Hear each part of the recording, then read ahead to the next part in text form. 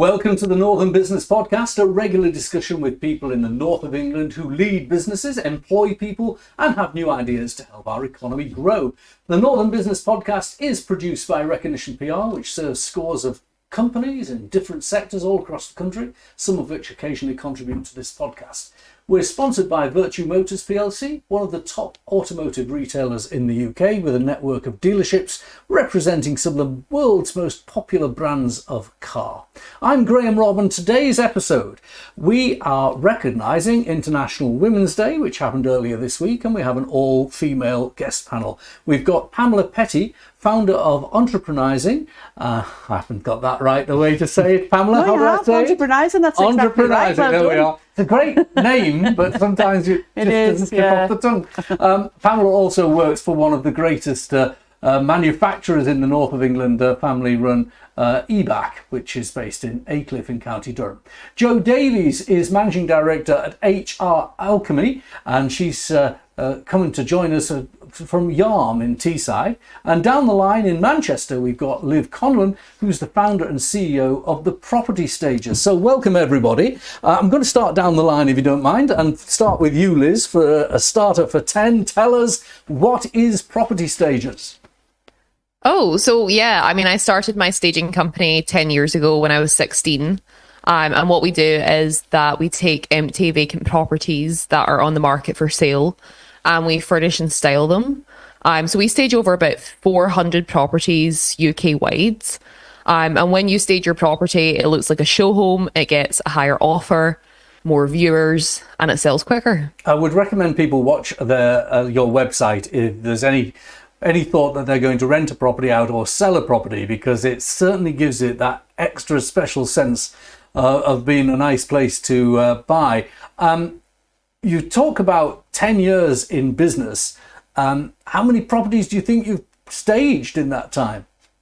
Oh, well, probably for about the last 7 to 8 years, we've staged around 300 to 500. So don't put my maths on the spot, but over several thousand. Well done. So yeah, it's been a journey, and it's a big business. It's a lot of logistics, but we just love it.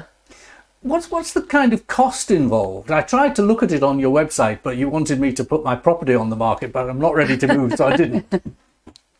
Yeah, rule of thumb, people usually say 1% of the property price. It doesn't quite work like that in the UK. That's a very sort of US model.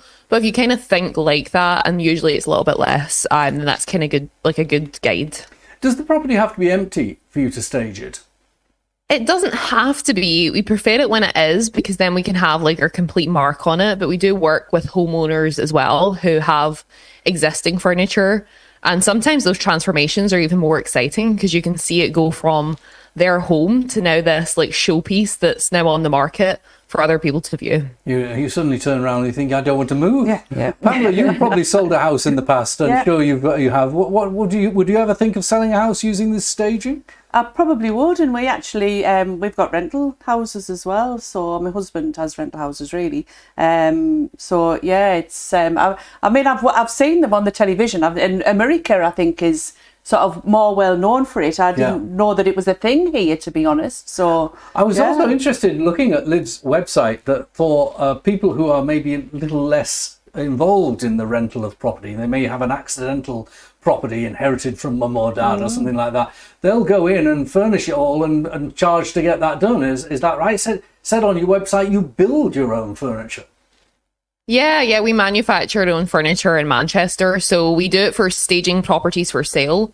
But then also, if you're going to list like a property on Airbnb, like we'll come in, we'll fully furnish it, and then you can rent it out the next day. Right. Wow.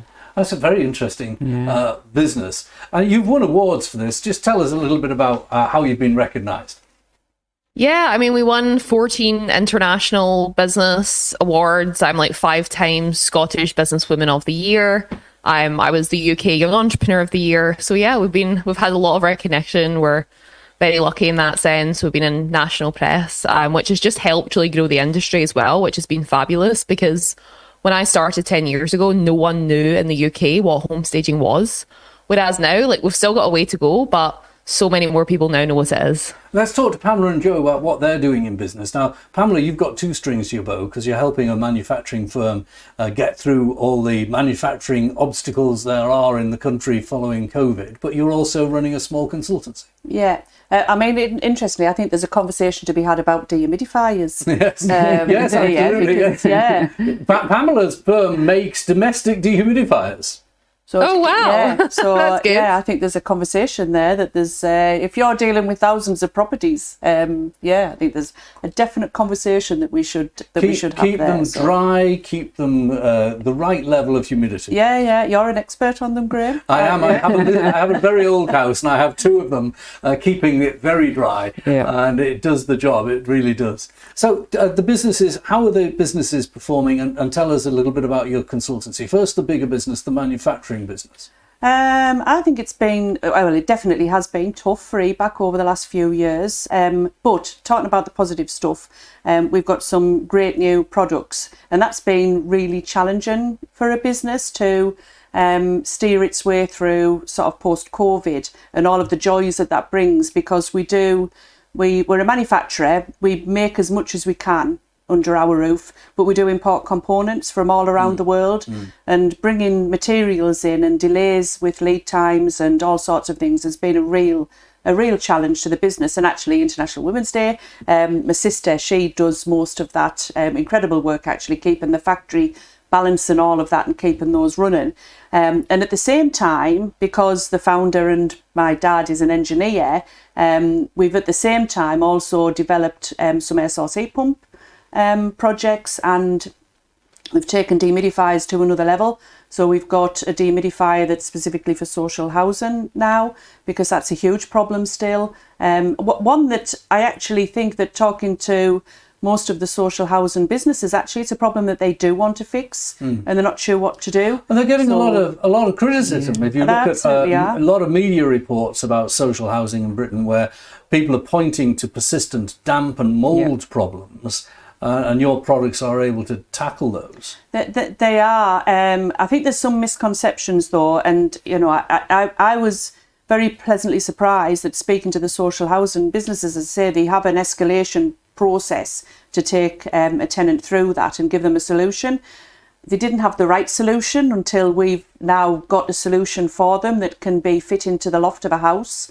So it can't be taken out or moved or switched off. So it's there running to keep the house dry. So that's the landlord's responsibility to do that. I don't know whether it's appropriate to talk about the solution that they currently putting in, which is PIV. And the problem with that is it basically brings cold air from the outside and blasts it through the house.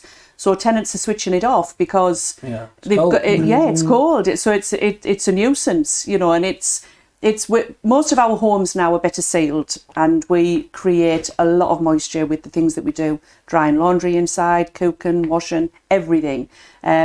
So I always say, as you know, every house should have a dehumidifier. I don't care who you are. Your home and life will be better with a dehumidifier. Pamela's very passionate. And by the way, Pamela's firm also makes washing machines, water coolers, the kind you have in offices, dehumidifiers, and now heat pumps. So we'll come to that in a moment. Joe, we can't miss you out. No, you run a smaller business in Teesside. Tell us about the business, the size, scale, and what you do. Yeah, well, my background's actually manufacturing as well. So I spent 20 odd years in the steel industry. My last role as HR director of SSI, the big steelworks at Redcar. And when that failed, I set up HR ALCHEMY.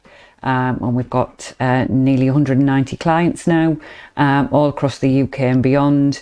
We look after, small businesses. Our largest company that we look after has got 700 employees.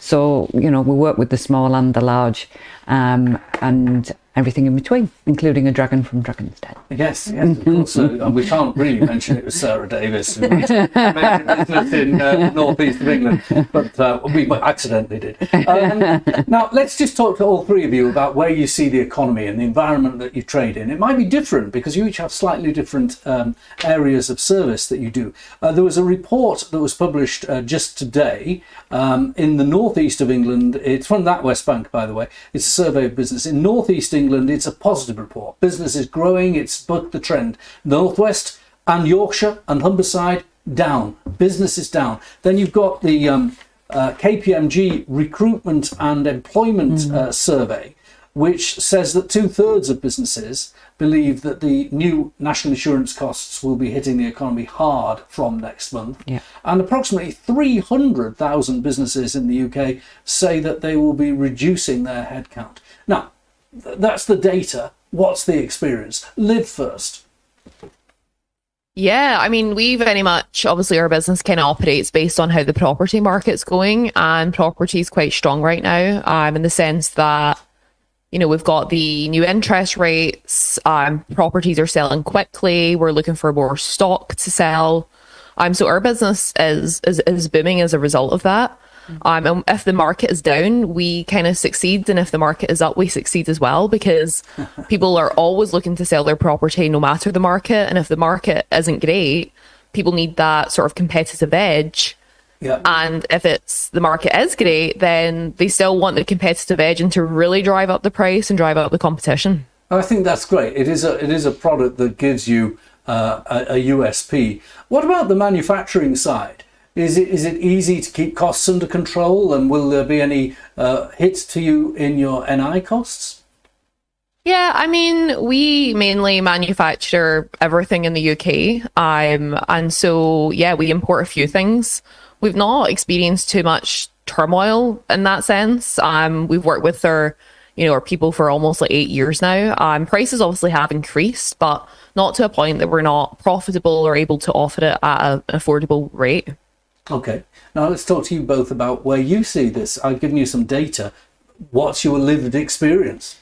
So it's interesting that NatWest say that things are booming in the northeast, because I don't know, do feelings and emotions follow the actual trend, or do they set where the trend ends up being? But Entrepreneurs Forum, I think there's a more of a cautious sense, I think, in the northeast with those businesses. These are owner-managed businesses. Owner-managed, sort of entrepreneurial type businesses are definitely, there's a definite air of they're not as optimistic, and that's unusual for entrepreneurs as well, because they just tend to be a pretty determined, happy bunch, and they tend to be able to get over anything. So there is definitely a shift, I think, sort of that doesn't really ring true with what the NatWest report. Yeah, the KPMG report might be more in tune. Now, your own business, these things are always public, but they're always past. You've recently had your annual results for 2023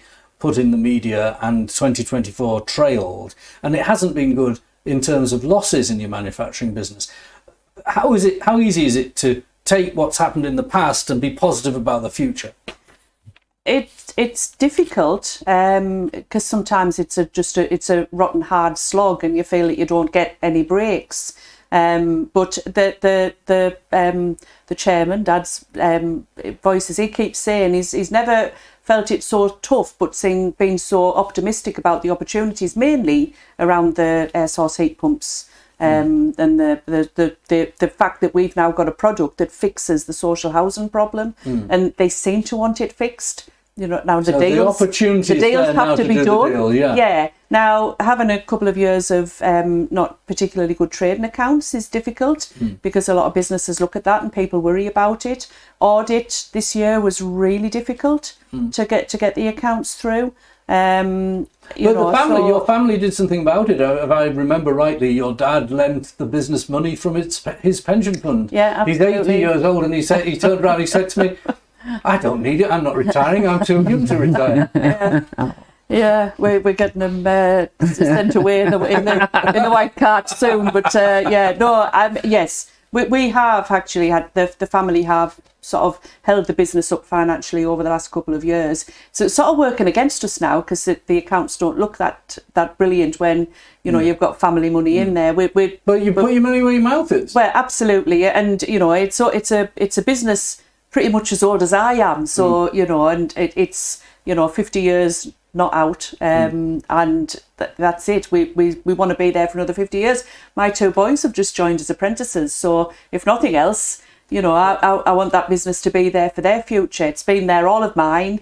Dad founded it, so But yeah, it's difficult, and of course it's been news really. Our 2023 accounts are filed, and people are asking questions about them, and we're here. It's March 2025. Yeah. It's like, well, we're still here. You know, here we are. We're still trading. Yeah, exactly. It is old news, but you know, that's you've just got to be prepared to deal with those things. I think lack of funding is probably our biggest obstacle. And funding, when it comes to funding, Liv, I'm going to bring you in a minute, Joe, promise you. But Liv, you've obviously had to fund your business, particularly this manufacturing side. How did you get that done? Did it come from organic growth and profits?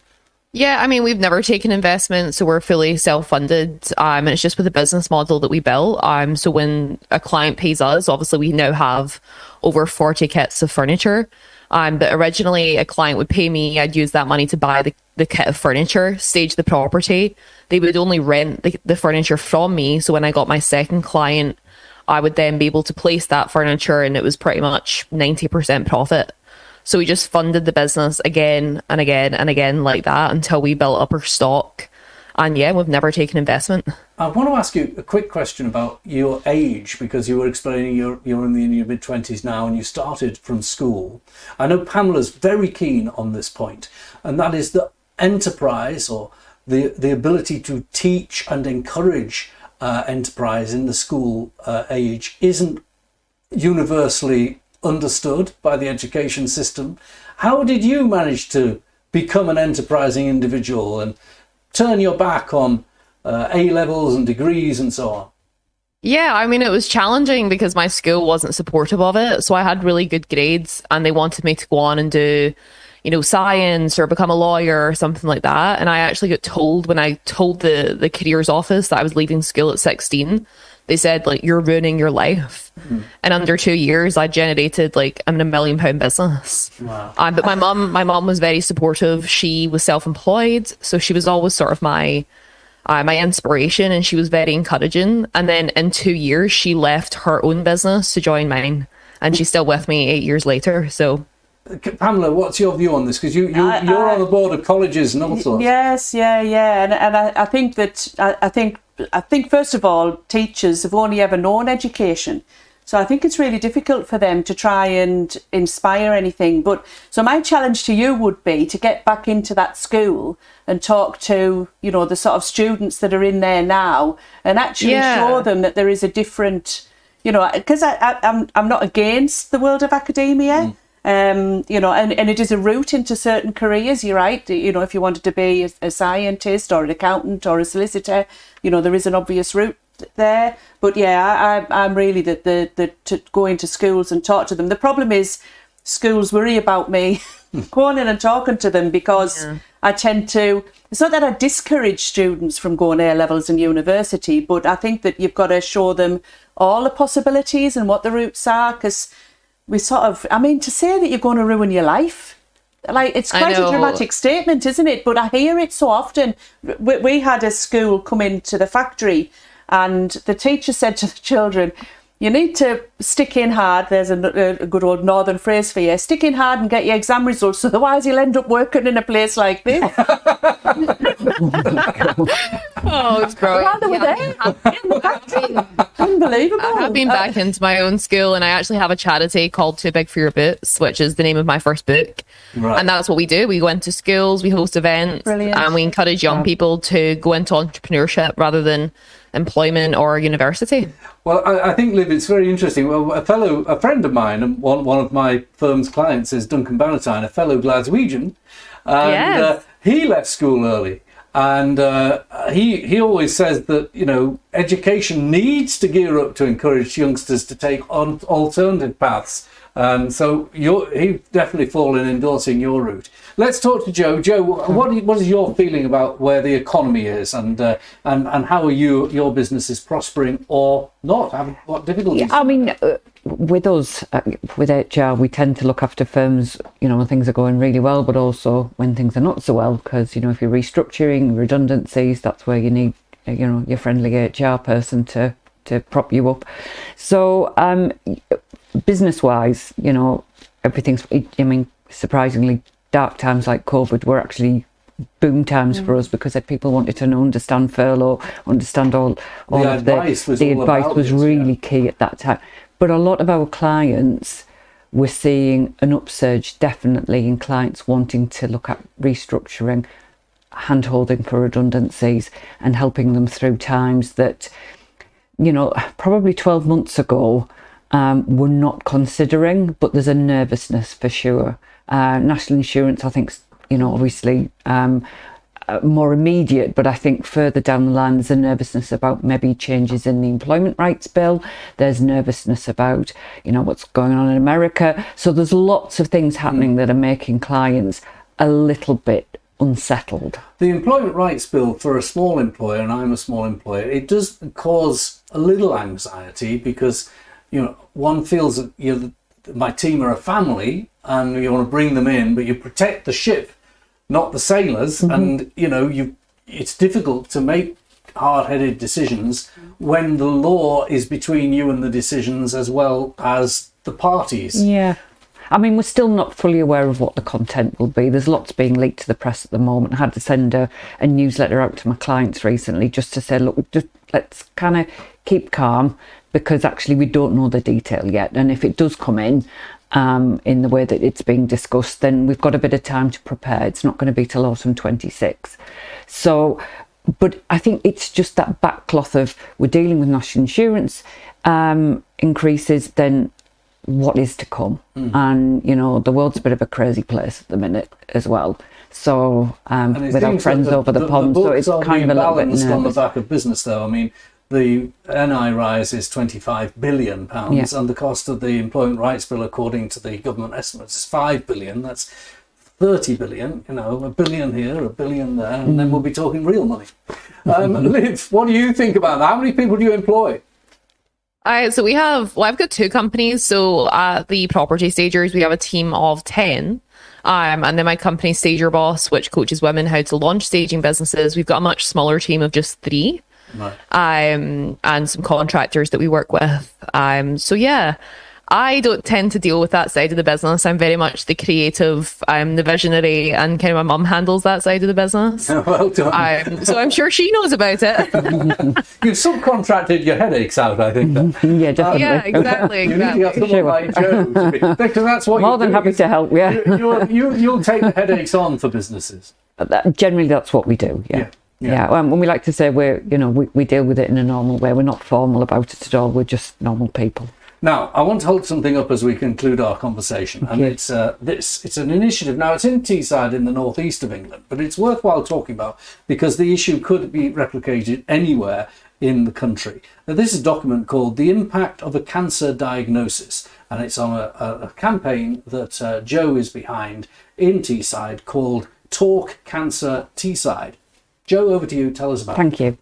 Well, as a business owner, I've worked in industry a long time, deal with, management teams, some that are very skilled and empathetic, but a lot of really negative stories about people, well-meaning managers dealing with employees impacted either directly or indirectly, so family or themselves directly by cancer, and really not handling it terribly well. The context I come from is that, back when I started out, we didn't talk about mental health. We didn't talk about menopause. Oh God, we didn't talk about that. We didn't talk about, dementia.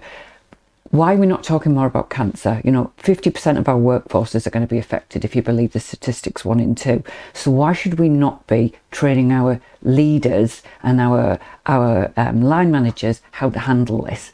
And so I've created this as a campaign. And we've started in Teesside, and I am a trustee at Teesside Hospice. We're using their training, their head of bereavement services, to do the training, go into businesses, deliver the training, and then we'll accredit their their workplace as a Talk Cancer Teesside accredited workplace. We'll supply all the HR documents, the policies, all of the support documents to go with that, and so we're just building up momentum at the minute. We're kind of trialing it in real time at the minute. We're running a session with a big law firm in a few weeks, and we're just trying to generate enough interest to get this thing rolling. And if I can summarise the actual offer, it is that an employer can attend a short session, a few hours long, 2 to 3 hours, right? That will cost £120 or thereabouts. Correct. The money will go to the hospice, so it's not property. So I'm not taking anything from this. This is all about generating money for the hospice. And they will learn how to deal with the situation. There'll be role as playing, an employer. training, and there'll be documents and training materials provided that they can keep continually referring to. Now you and I, Joe, and I don't mind sharing this experience. I know you've done so yourself. Yeah, Well, you and I have absolutely. both had spouses. My late Yeah. wife was diagnosed with terminal cancer in her late 40s. She was 47 and died at 50. So those last 3 years of her life, part of that was dealing with her employer and working out a schedule to leave work that made it possible for her team to continue. Your husband has also had a cancer diagnosis.